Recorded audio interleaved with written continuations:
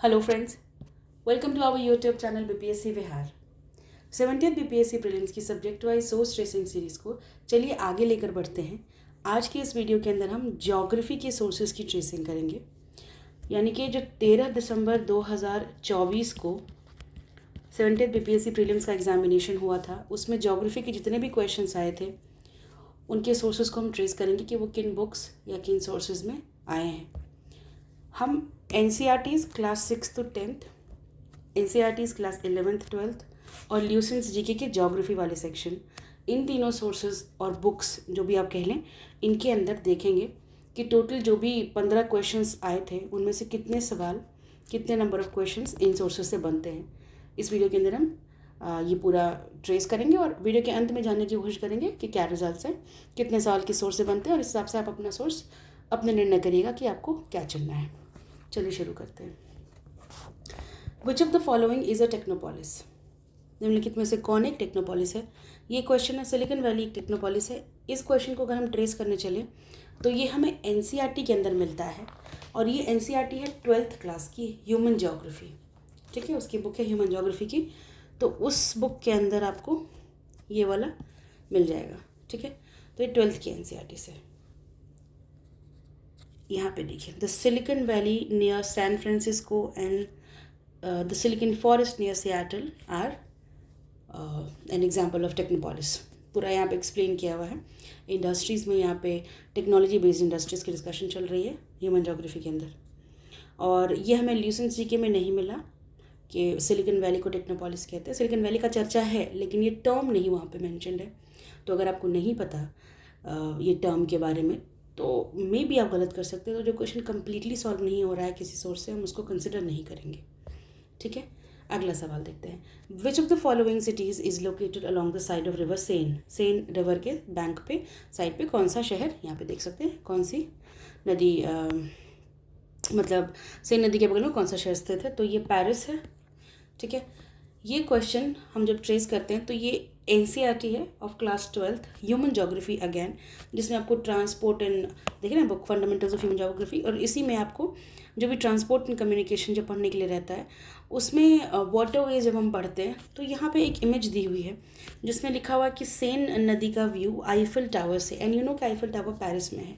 As in directly हमको ये mention नहीं मिला कि पेरिस जो है इसके बैंक पे बसा हुआ है। हाँ, ये जब आप एटलस पढ़ेंगे तो आप इसको कर सकते हैं। तो ये क्वेश्चन जो है वो एटलस से सॉल्व हो सकता है, और एटलस की बहुत इंपॉर्टेंस है। आपको मैपिंग के क्वेश्चंस आने चाहिए, तो यहाँ पे आप एनसीईआरटी से भी इसको सॉल्व कर सकते हैं, लेकिन Atlas holds again very good importance. तो जो भी पास्ट ईयर में क्वेश्चंस आए हुए हैं आप उनको अपने एटलस में जाकर के ट्रेस करिए, उनके बगल में स्थित शहरों को देखेंगे। ठीक है, अगला सोर्स देख लेते हैं। ये हमको ल्यूसेंट में इस तरह से टेबल फॉर्म में मिल गया है। देख रहे हैं, फ्रांस, पेरिस, ये देखिए कौन सी नदी, सेन नदी के तट पर। तो ये ल्यूसेंट से भी सॉल्व हो रहा है। तो आप देख सकते हैं यहाँ पर हम ये जो हमने ट्रेस किया है, पहले भी अगर आपने हमारे साथ किया तो यू वुड बी नोइंग कि क्या प्रोसीजर होता है। जो भी क्वेश्चन सॉल्व हो रहे थे, जैसे मैं अभी तक हमारे 2 क्वेश्चन सॉल्व हुए हैं 11th 12th वाली से, मतलब 12th क्लास की ह्यूमन ज्योग्राफी से 2 सवाल सॉल्व हुए, तो +1 लगाते जाएंगे जितने भी सोर्सेज से जितने क्वेश्चन बन रहे होंगे, और अंतिम में देखेंगे कि टोटल कितना क्वेश्चन बन रहा है। अच्छा, इसी तरह जैसे हमने सोर्स ट्रेसिंग अभी ज्योग्राफी की है, वैसे हमने करंट अफेयर्स और साइंस की भी की हुई है। 2 पेपर्स हुए थे, एक री एग्ज़ाम हुआ था 4 जनवरी को, उसका भी हो रखा है, और 13 दिसंबर वाला भी हो रखा है। मतलब 4 वीडियोज़ आ चुके हैं सोर्स ट्रेसिंग के, 2 करंट अफेयर्स के और 2 साइंस के। आप प्लीज़ देख लीजिए अगर आपने नहीं देखा है तो, क्योंकि इससे आपको डिसाइड करने में आसानी होगी। अगर आप 71st बीपीएससी प्रीलिम्स दे रहे हैं तो it's gonna be very important for you, very useful for you. ठीक है, चलिए आगे बढ़ते हैं नेक्स्ट क्वेश्चन की तरफ, क्योंकि वीडियो बहुत लंबी हो जाती है। तो एक चीज़ और, हाँ वो मैं भूल गई कि अगर आपको इन क्वेश्चंस की एक्सप्लेनेशन देखनी हो, अगर मैंने ऐसे जानना होगा कि इनको हम कैसे फिगर आउट किए एलिमिनेशन से या किसी तरीके से, मान लो नहीं पता है तो एग्ज़ाम में कैसे इन क्वेश्चंस को सॉल्व करेंगे, वो अगर जानना है तो इस वीडियो को मैंने एक्सप्लेन भी किया हुआ है। ठीक है, 70th एग्जाम के तुरंत बाद ही किया था, तो मैं उसकी लिंक डाल दूंगी। आप ज्योग्राफी के जो भी 70th बीपीएससी प्रीलिम्स के क्वेश्चंस थे उनकी एनालिसिस, उनकी एक्सप्लेनेशन के साथ देख सकते हैं, वीडियो है। ठीक है, अच्छा ये जो हम सेन वाला क्वेश्चन देख रहे हैं ना कि पेरिस कौन से नदी, पेरिस जो है कौन सी नदी के तट पर बसी हुई है, तो ये अगर पीवाईक्यूज देखते हैं तो देखिए 56 59 में क्वेश्चन इस तरह से आ चुका है।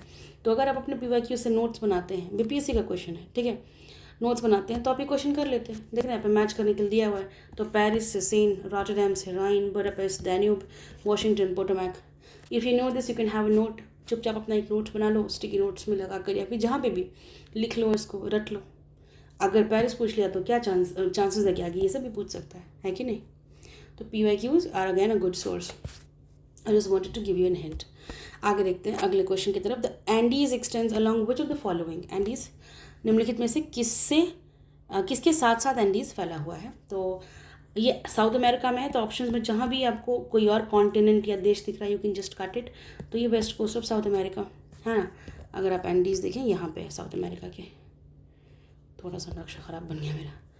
अब NCERT के अंदर देखते हैं।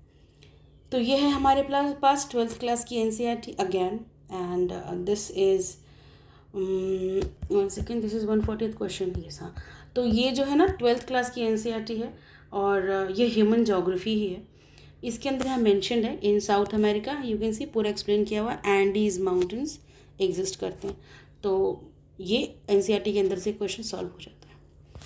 एक और 7th क्लास की NCERT है ये, ठीक है, इससे भी क्वेश्चन सॉल्व हो जाता है। देख सकते हैं in the Andes mountains of South America, तो ये भी यहाँ पे से बन जाएगा। साथ के साथ आपको एटलस पढ़ना चाहिए। एटलस के अंदर यहाँ पे बढ़िया से बनाया रहता है एंडीज माउंटेन, और मैं अपनी एक्सप्लेनेशन वाली वीडियो के अंदर भी इसको एक्सप्लेन किया हुआ है। अगर आप ल्यूसेंट पढ़ते हैं तो देखिए ल्यूसेंट से ये क्वेश्चन बन सकता है। कैसे? आप जब कॉन्टिनेंट्स पढ़ेंगे ल्यूसेंट की जब बुक खोलेंगे तो शुरुआत में ज्योग्राफी में आपको अलग अलग कॉन्टिनेंट्स के बारे में, तो साउथ अमेरिका के बारे में कुछ कुछ फैक्ट्स होंगे। तो जो भी फीचर्स हैं, आप यहाँ पर देखिए माउंटेन्स का फीचर के आगे लिखा है एंडीज़, तो इतना तो आपको पता होना चाहिए कि एंडीज माउंटेन साउथ अमेरिका में। ये आपकी रिस्पॉन्सिबिलिटी बनती है कि आप एटलस में जाकर के साउथ अमेरिका में एंडीज को लोकेट करेंगे। तो इस तरह से आप वेस्ट कोस्ट या ईस्ट कोस्ट अगर मान लीजिए ऑप्शंस में नेक्स्ट टाइम ऐसा बना दिया कि ये option east coast of Australia ना हो के साउथ अमेरिका होता, तब तो आप कन्फ्यूज़ हो जाते।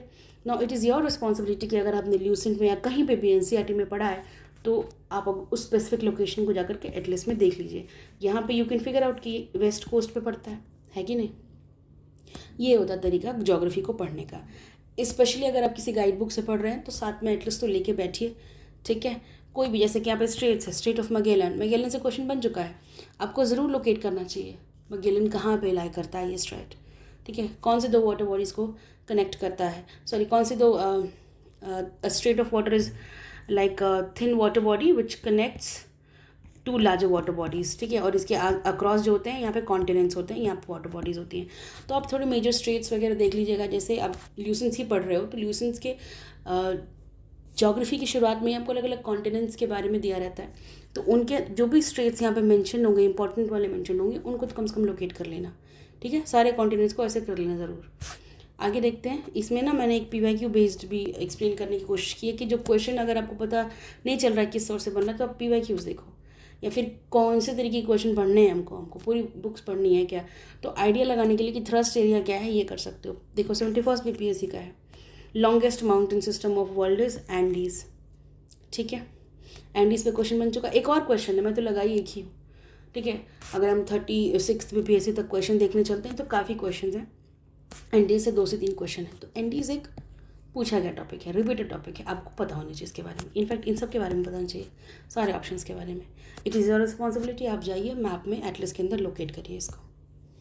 अगला question, which of the following ports is an example, sorry is an artificial port. निम्नलिखित बंदरगाह में से कौन सा कृत्रिम बंदरगाह है, तो वो चेन्नई पोर्ट है जो कि कृत्रिम है। अब ये देखिए NCERT है हमारे पास, and this is 12th class की NCERT which is India people and economy. इसमें चेन्नई पोर्ट के बारे में मेंशन है, one of the oldest port of eastern coast and is an artificially built या आर्टिफिशियल हार्बर है जो कि 1859 में बना था। तो अगर आप NCERT पढ़ते हैं आप इस क्वेश्चन को सॉल्व कर सकते हैं, ठीक है। ये क्वेश्चन जो है आपको ल्यूसेंट्स के अंदर नहीं मिला, आप ल्यूसेंट से ये क्वेश्चन को सॉल्व नहीं कर सकते। हाँ, अगर PYQs बनाते हैं तो आप देख सकते हो। मैं आपको हिंट दे रही हूँ कि अगर वो पोर्ट के बारे में पूछें, पारादीप पोर्ट है, ये कहाँ पे है, उड़ीसा में। मारमुगांव पोर्ट ये कहाँ पे है, गोवा में। सो यहाँ पे आप देखो, ये जो है ना एयरपोर्ट्स का टॉपिक छोड़ने के पहले सारे पोर्ट्स के टॉपिक्स थे, एंड नॉर्थ ट्यूटिकॉरिन, ये सारे पोर्ट्स आप जाकर के ध्यान से देख लो, आगे चांसेस हैं इससे क्वेश्चन बन जाए, ठीक है। अब देखिए सोर्सेज में हमको क्या 12th क्लास की NCERT से ये वाला बन रहा है, ल्यूसेंट से नहीं बन रहा, ये क्वेश्चन देख लिया आपने। अगला question, which of the following mountain ranges of India are the following are the mountain ranges of India आपको यहाँ पे Garo hills, Nanda Devi, Kamet and K two दे रखा है, ठीक है। Which of the following is their correct sequence from east to west. इनको east से वेस्ट की दिशा में हमको अरेंज करना है इस तरीके से, ठीक है। तो ईस्ट वाला पहले आएगा, this is the correct one, कि गारो जो है वो ईस्टर्न मोस्ट है। अब जो भी जानता था कि गारो ईस्टर्न मोस्ट है, वहाँ पे आप इसको एलिमिनेशन से बना लेते, बस फर्स्ट जो है यानी कि ईस्टर्न मोस्ट में नंबर 1 गारो दिया हुआ है। इफ़ यू न्यू दिस कि नॉर्थ ईस्ट में होता है सबसे ईस्टर्न है कंपेयर टू दीज, जो कि हिमालयन रेंजेस हैं, Nanda Devi Himalayan range, Kamet, K two, all of these. तो हिमालयाज जो हैं टू द वेस्ट हैं ऑफ दीज गारो हिल्स, ठीक है। तो ये क्वेश्चन अगर आप एनसीईआरटी करते हो तो 9th क्लास की है, कंटेम्प्रेरी इंडिया एनसीईआरटी, उसमें से इमेज निकाली हुई आप ये देख सकते हैं। एक सेकेंड, ये गारो खासी जयंतिया हिल्स, ये तो अच्छा कलर नहीं लिया मैंने, बहुत डार्क सा हो गया।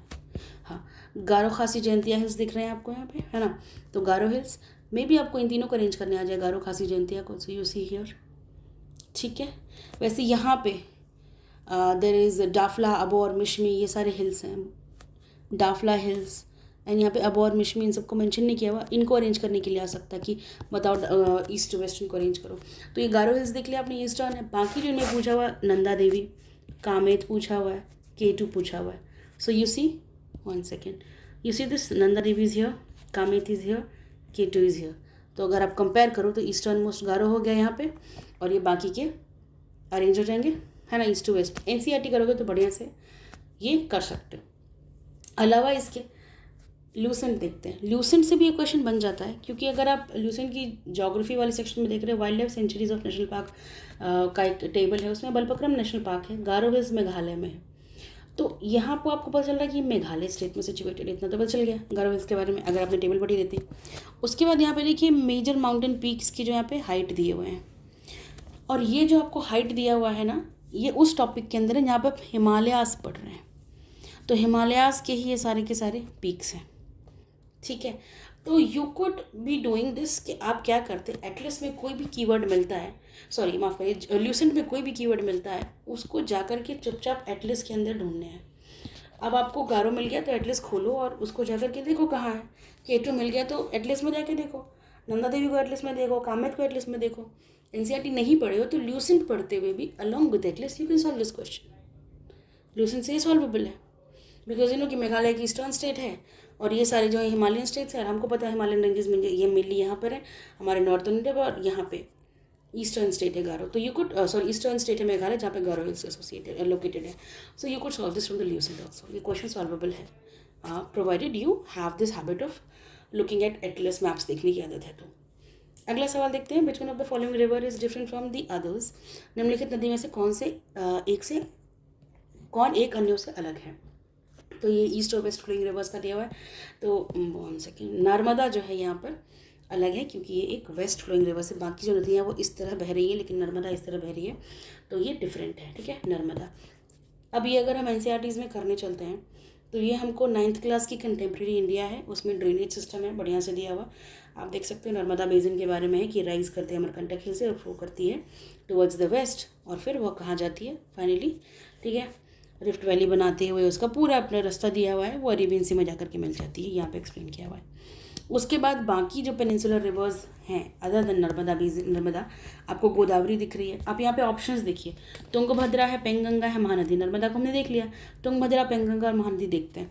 तो गोदावरी की एक ट्रिब्यूटरी है पेंगंगा, और गोदावरी के बारे में लिखा हुआ है कि ये ड्रेन करती है into the Bay of Bengal. तो अगर कोई नदी है जो कि बे ऑफ बंगाल में जा रही है और उसको लेकर के और भी ट्रिब्यूटरीज हैं तो वो भी इसी दिशा में बह रही होंगी। अगर कोई नदी इस तरफ से बहेगी तो इट्स लेस लाइकली ना कि it would be contributing to the same destination where the उसका मेन ट्रिब्यूटरी इज गोइंग, है ना। तो एक चीज़ ये हो गया कि पेंगंगा जो है गोदावरी की ट्रिब्यूटरी है और गोदावरी जो अंत में जाकर बे ऑफ बंगाल में चल जाती है। तो अगेन इट्स ना ईस्ट फ्लोइंग रिवर। महानदी देख लीजिए, ये भी बे ऑफ बंगाल, ठीक है। तुंगभद्रा, इसका भी एक्सप्लेन किया हुआ है, बे ऑफ बंगाल। तो इन सारी नदियों का यहाँ पे मेंशन किया हुआ है कि कहाँ से कौन किस तरह से कैसे ड्रेन कर रही है। साथ में आपको उसी के बगल में ये मैप मिल जाता है, ये देखिए Tungabhadra, it is again going here, then you see Godavari, it is going here, you see Mahanadi, it's going here, but here Narmada is meeting here. तो आप एटलस से कर सकते हो सॉल्व, और आप ये क्वेश्चन जो है एनसीईआरटी से कर सकते हो।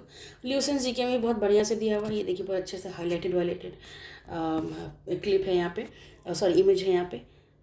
अब हमारे एक ऑप्शन था महानदी उसमें, ठीक है। तो महानदी अगर आप करने चलें, इसमें भी अच्छे से मेंशन है कि अपना पानी को बे ऑफ बंगाल में डिस्चार्ज कर रही है। फिर गोदावरी की ट्रिब्यूटरी है पेंगंगा। अब गोदावरी कहाँ करती है, बे ऑफ बंगाल में पानी डिस्चार्ज करती है अपना सारा river water. Then you have Tungabhadra, Tungabhadra के बारे में भी यहाँ पे बढ़िया से मेंशन है, ठीक है। कृष्णा की ट्रिब्यूटरी है और ईस्ट फ्लोइंग रिवर है, तुंगभद्रा भी ईस्ट फ्लोइंग रिवर है। इस तरह से नर्मदा के बारे में यहाँ पे मेंशन है, एक अलग ही पैराग्राफ में नर्मदा वगैरह को इनफैक्ट एक्सप्लेन किया हुआ, because of the different course, because of the different direction that it flows in, ठीक है।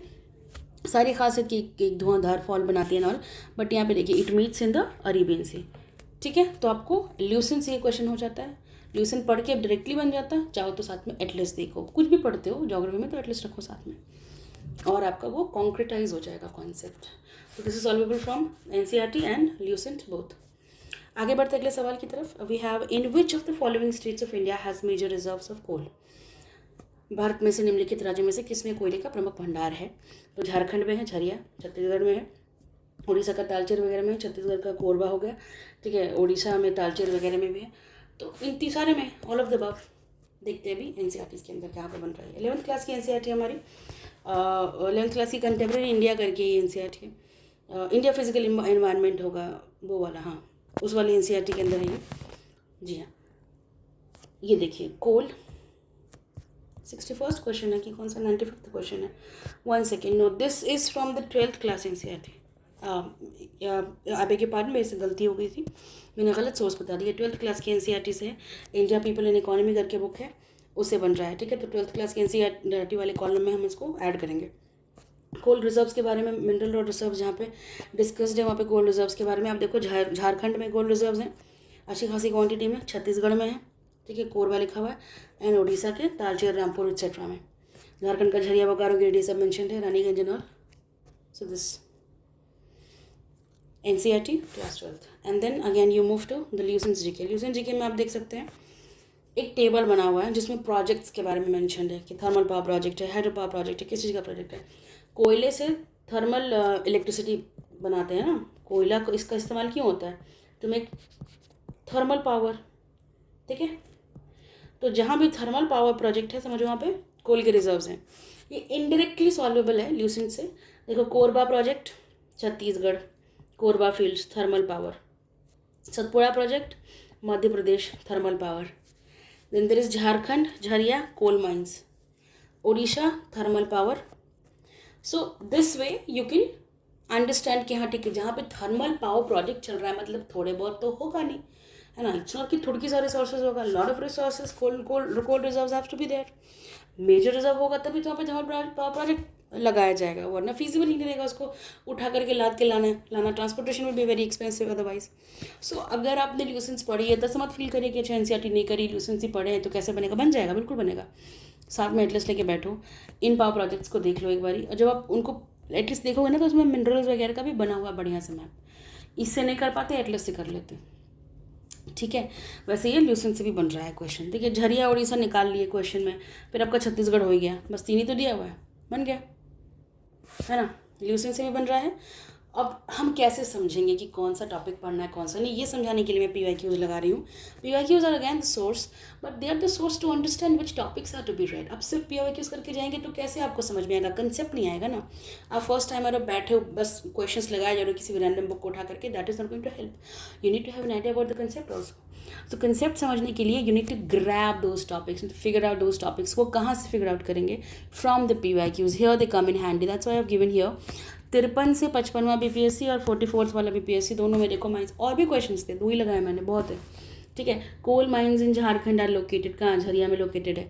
कोल माइन पे क्वेश्चन, सिर्फ कोल पे दिखा रही हूँ मैं, 2 और है इससे ज़्यादा भी। Other than this iron reserve पे क्वेश्चन, दिस एल्यूमिनियम रिजर्व पे क्वेश्चन, दिस माइका रिजर्व पे क्वेश्चन, ठीक है, हर चीज़ पे क्वेश्चन है। तो आपको मिनरल्स अच्छे से करना है। 12वीं की एनसीईआरटी लो, 10वीं की एनसीईआरटी लो, your choice, but you have to do it. Last में आप देख लेंगे हमें सोर्सेज में से कि कौन से वाले से कितना बन रहा है, तो फिर आपको डिसाइड करने के लिए आसानी होगी। फिलहाल देखो एक और क्वेश्चन है कोरबा कोल के बारे में, छत्तीसगढ़ में है ना, ये वाला फील्ड। तो PYQ से आप एरियाज और चैप्टर्स आइडेंटिफाई करोगे, ठीक है, एनसीईआरटी पढ़नी है पर फलाना चैप्टर को पहले पढ़ना है, उसको 5 बार पढ़ना है अगर बाकी को 1 बार पढ़ना है तो, ठीक है। मिनरल्स एंड एनर्जी रिसोर्सेज जहाँ पे भी रहेगा उसको बढ़िया से पढ़िएगा। अगला क्वेश्चन देखते हैं, which type of rock is formed from cooling and solidification of lava. Lava के ठंडा होने और ठोस होने से किस प्रकार की चट्टान बनती है, तो इट्स इग्नियस ऑफ कोर्स।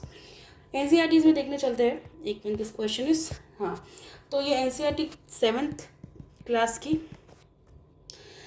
इसके अंदर मेंशन है, बढ़िया से रॉक्स एंड मिनरल्स पढ़ो तो excuse me. When the molten magma cools, it becomes solid rocks thus formed are called igneous, ठीक है, वेरी इजी। उसके अलावा आपको ये 9th क्लास की एनसीईआरटी, 11th क्लास की इंडिया फिजिकल एनवायरनमेंट, हर किताब में ऑलमोस्ट, मैंने तो सारी लगाई भी नहीं है, ठीक है।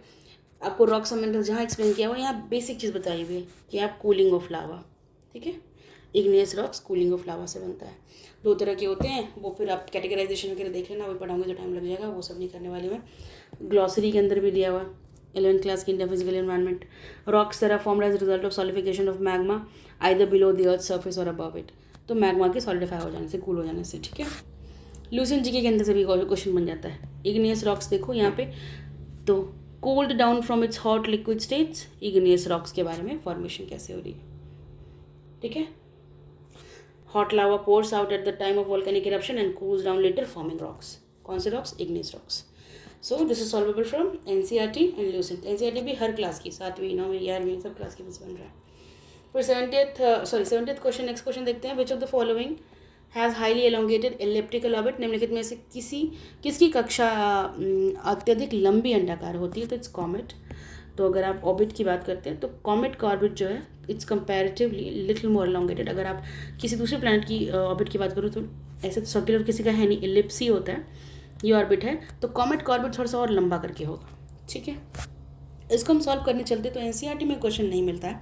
एनसीईआरटी में आपको जो है कॉमेट्स क्या हैं बताया है, लेकिन उनके ऑर्बिट की चर्चा नहीं है, इसलिए क्वेश्चन वहाँ से सॉल्वेबल नहीं होगा। सॉरी एनसीईआरटी छान मारी, लेकिन उनमें कॉमेट्स हैं क्या ये बता रखा है, क्या शेप होता है ये नहीं बताया, तो नॉट सॉल्वेबल। हाँ ल्यूसेंट यहाँ पे कारगर है। Comets move around the sun in regular orbits, but their orbits are elongated ellipses, ठीक है, elongated ellipses। यहाँ पे आप देखेंगे पूरा इसके बारे में एक्सप्लेन्ड है, तो ये कॉमेट्स के बारे में we can solve from NCERT, elongated elliptical orbit, fine. Asteroids, meteoroids, comets पे क्वेश्चन आ चुका है PYQ, हर कुछ का अटैच नहीं किया क्योंकि video would get little more longer ना, उतना तो फिर आप लोग पसंद भी नहीं करते हो एंड एग्जाम भी पास है। Which of the following is a zaid crop, ठीक है, ज़ैद क्रॉप इनमें से कौन सा है, हमको पता है खरीफ रबी, ठीक है, खरीफ आपकी गर्मियों की फसल, रबी आपकी सर्दियों की फसल, दलहन वगैरह का, खरीफ में आपका ये चावल वगैरह हो गया, कॉटन वॉटन हो गया, है ना। तो ज़ैद क्रॉप कौन सा है, तो ज़ैद चारा है, फॉडर है। ये क्वेश्चन कैसे सॉल्व हो रहा है, ये क्वेश्चन देखो, ये एनसीईआरटी है हमारे पास, दिस इज 12th क्लास की इंडिया पीपल एंड इकोनॉमी। इस वाली एनसीईआरटी के अंदर यू कैन सी ज़ैद के बारे में मेंशन है, शॉर्ट ड्यूरेशन समर क्रॉप है, क्रॉपिंग सीजन का, और इसके अंदर एग्जांपल में आप देख सकते हो वाटरमेलन, क्यूकम्बर, वेजिटेबल्स। वाटरमेलन दे वास्ट, पहले भी ज़ैद क्रॉप पूछ चुके हैं, क्यूकम्बर्स दे वास्ट, मस्कमेलन दे वास्ट, इस बार उन्होंने फॉडर क्रॉप्स पूछा है। इसी के नीचे इसी बुक के अंदर एक टेबल बना हुआ है, ठीक है, हर क्रॉप के बारे में, ज़ैद का यहाँ पे कौन कौन होता है, फिर खरीफ, फिर रबी, सब के बारे में, तो टेबल भी देख लो जाकर के, एनसीईआरटी के अंदर है, 12th क्लास की है ये ना। हाँ ज़ैद क्रॉप के बारे में लूसेंट में था, लेकिन एग्जाम्पल में जब उन्होंने बता रखे थे तो वेजिटेबल्स बस बता रखे थे, फॉडर की वहाँ पे जिक्र नहीं थी, तो it's not solvable from Lucent, ठीक है, तो वो वहाँ से नहीं बन रहा, एनसीईआरटी से खाली बन रहा है। अगला क्वेश्चन है, which of the following is major cause of air pollution, निम्नलिखित में से कौन सा वायु प्रदूषण का प्रमुख कारण है, तो यहाँ पे देखिए प्लास्टिक एंड ऑल, बट सबसे इंपॉर्टेंट है बर्निंग ऑफ फॉसिल फ्यूल, हवा में, ठीक है, फॉसिल फ्यूल जला रहे हो तो इमिशंस हो रहे हैं, carbon dioxide, monoxide, sulphur dioxide, nitrogen oxide and all, so these are causing the air pollution, तो फॉसिल फ्यूल के जलाने से। अब हम एनसीईआरटी देखते हैं, this is again 12th class की India people and economy. You see this one book has just done tremendous job in this exam, 70th BPSC में तो धमाल कर दिया इन्होंने। combustion of fossil fuels, mining etc activities are the main sources of air pollution। यहाँ पे पहली line combustion of fossil fuels as it is उठाया हुआ है ना, burning of fossil fuels major cause air pollution पढ़ोगे तो simple, not much difficult। Lucent में नहीं मिला, एयर पोल्यूशन है उसके अंदर क्या क्या निकलता है, कौन से गैसेज एंड ऑल, बाकी सब चीज़ दुनिया भर का बताया हुआ है। ये टर्म नहीं यूज़ किया हुआ है कंबशन ऑफ फॉसिल फ्यूल या बर्निंग ऑफ फॉसिल फ्यूल। ठीक है, आते हैं अगले क्वेश्चन की तरफ कि which of the following is an iron ore, निम्नलिखित में से कौन सा लोहे का अयस्क है। तो ये नहीं है, ये नहीं है, ये है लिमोनाइट। कुछ लोग पायराइट भी करके आए हैं, लेकिन देखिए मैंने एक्सप्लेनेशन वाले वीडियो में बताया हुआ है कि पायराइट जो है ये कम फीजिबल है। इससे अगर लोहा निकालने चलेंगे तो जितना पैसा लगा के लोहा निकलेगा it will be less compare to जितना लोहा लिमोनाइट से निकालेंगे। ठीक है, एफिकेसी बोलते हैं इसको, तो इसकी एफिकेसी बहुत कम है, इट्स नॉट फीजिबल। कम मात्रा में लोहा निकलेगा पायराइट से। हाँ है, ये एक पायराइट एक आयरन ओर है, but limonite is a better ore compare to this. तो ऑप्शंस दोनों में इन्होंने पता नहीं क्यों ये अजीब से ऑप्शन बनाया है जहाँ बच्चे कंफ्यूज हो, but limonite will be the correct answer and BPSC ने भी इसे घुमाना है। इसका सोर्स और इसका हम एक साथ देखेंगे इसलिए। ठीक है, हम अगले क्वेश्चन की तरफ चलते हैं क्योंकि मिलता जुलता है, इसे एग्जाम में पूछा गया है। Which of the following corundum and cryolite are important ores. पता नहीं क्या सिंटैक्स है क्वेश्चन का, मतलब कॉरेंडम और क्रायोलाइट किसके इंपॉर्टेंट ओर्स हैं। ठीक है, महत्वपूर्ण ओर है क्रायोलाइट और कॉरेंडम, तो ये एल्यूमिनियम के ओर्स हैं। अब जब आप इस क्वेश्चन को ट्रेस करेंगे उनके अंदर ज्योग्राफी के अंदर, तो आपको आयरन ओर में ना हेमेटाइट और मैग्नेटाइट का मेंशन मिल जाएगा। सेकेंड, ये तो गलत स्पेलिंग लिख रही हूँ। हाँ, हेमेटाइट और मैग्नेटाइट तो मिल जाएगा, जो कि बेस्ट क्वालिटी के दोनों टॉप क्वालिटी जो है ये हैं, सबसे ज़्यादा फीजिबल ही इनको मिल जाएगा। लेकिन आपको सिडराइट और लेमोनाइट नहीं मिलेगा, जो कि इनकी तुलना में थोड़े से कम एफिशिएंसी के, उनको यूज़ नहीं किया जाता आयरन निकालने के लिए, तो वो मेंशनड नहीं है। ज्योग्राफी में ओर्स हैं, बहुत अच्छे से मिनरल्स एंड ओर्स एक्सप्लेन्ड है, पर वही ओर्स और मिनरल्स एक्सप्लेन्ड है जो कि अच्छा आपको जिनकी फिजिबिलिटी अच्छी है, जो अच्छी एफिशिएंसी देते हैं। मतलब अगर आप एल्यूमिनियम की बात करेंगे तो आपको बॉक्साइट बताया रहेगा, बहुत लेस लाइकली है कि कॉरेंड्रम और क्रायोलाइट आपको ज्योग्राफी में मिलेगा। हाँ, अगर आप एनसीईआरटी ऑफ साइंसेस पढ़ रहे हो तो 11th-12th की एनसीईआरटी में क्रायोलाइट का जिक्र है, कॉरेंड्रम का भी जिक्र है। हमने साइंस की सोर्स ट्रेसिंग की वीडियो बनाई है, आप उसमें जाके देख सकते हैं इस क्वेश्चन को, और इस क्वेश्चन को हमने उधर भी सॉल्व किया हुआ है। ठीक है, तो this is more of a science question. ठीक है, पर हम ज्योग्राफी में क्योंकि मिनरल्स पढ़ते हैं तो लोग कन्फ्यूज हो सकते थे, इसलिए यहाँ पे उसको एड्रेस किया है।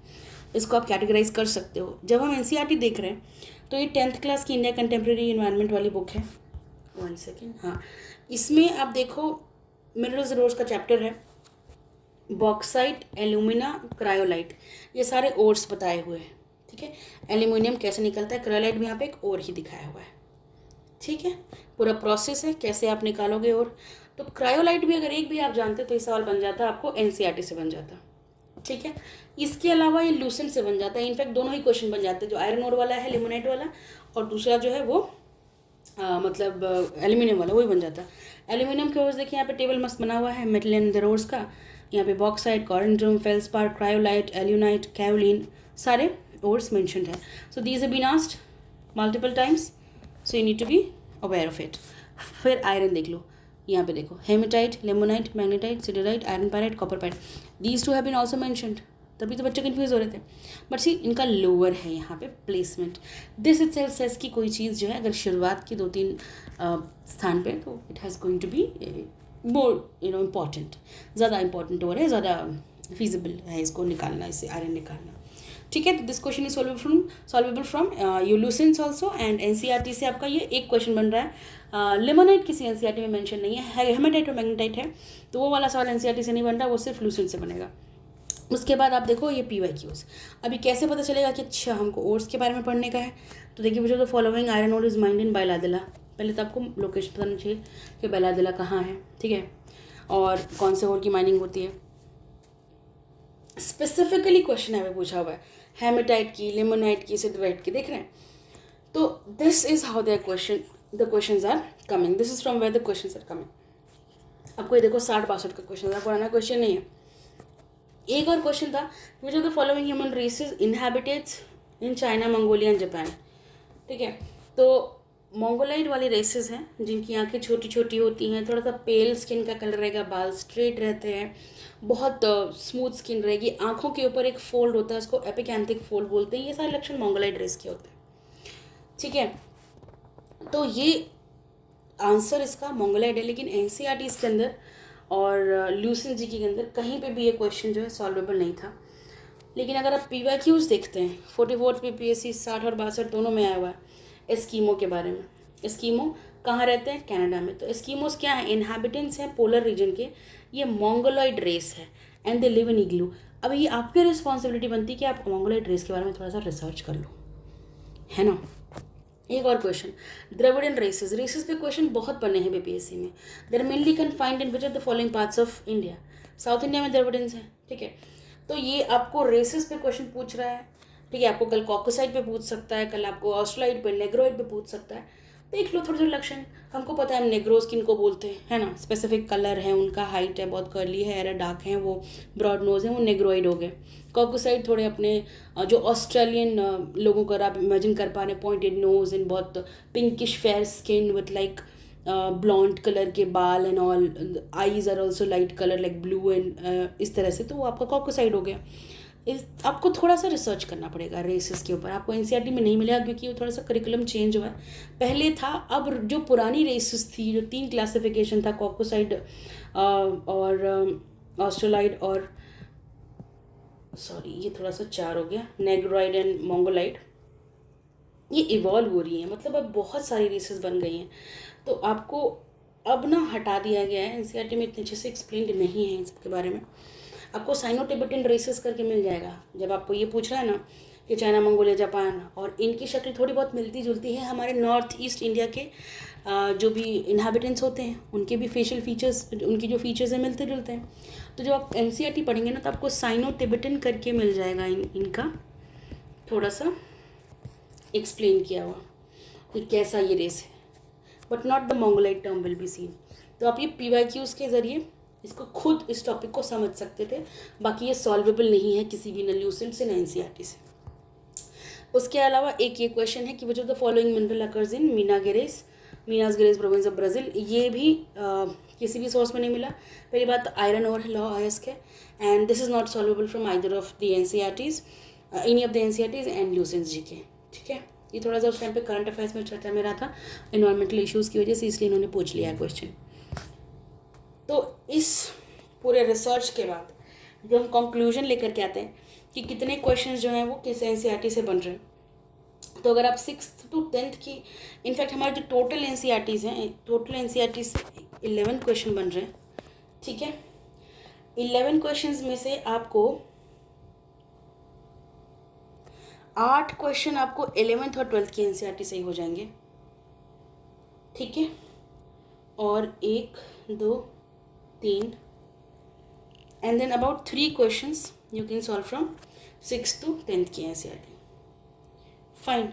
इनफैक्ट ओवरलैपिंग है कुछ, मतलब इसमें 4 होगा क्योंकि एक ऐसा क्वेश्चन है जो कि 6th, 7th, 9th की NCERT से बन रहा है और 12th की से बन रहा है।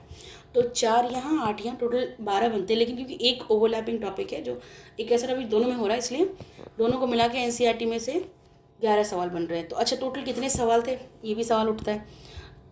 तो टोटल क्वेश्चंस वर 15, जिसमें कि मैं थोड़ा सा ब्रेकअप बता देती हूँ इसका, है ना। वर्ल्ड ज्योग्राफी का 5 क्वेश्चन था, ये बच्चे आप एटलस से करेंगे। उसके बाद इंडियन ज्योग्राफी के 4 क्वेश्चंस थे। And then physical geography, again you need to use a lot of atlas for this 6 question. तो 5 सवाल, 4 सवाल, 6 सवाल, टोटल 15 सवाल। World geography, Indian geography, physical geography. आप थोड़ा सा ऑर्डर देख सकते हैं। ये फिजिकल भी इंडिया फिजिकल है, मोर और लेस, ठीक है। मोर और less, I am not saying कि completely India physical, but a majority chunk is India physical. तो आप इंडिया वाले से 10 सवाल और 5 जो आपका वर्ल्ड ज्योग्राफी से बन रहा है, ये हो गया 15 सवाल। अब इन 15 सवालों में से 11 सवाल आपकी NCERT से कंबाइन बन जा रहे हैं। 1 सेकेंड, 11 सवाल आपके NCERT से बन जा रहे हैं। इसके अलावा जो आपकी ल्यूसेंट GK थी, उससे we are able to solve 9 question. तब आप देख लो कि आपका कौन सा सोर्स है एंड आप किससे स्टिक कर सकते हो।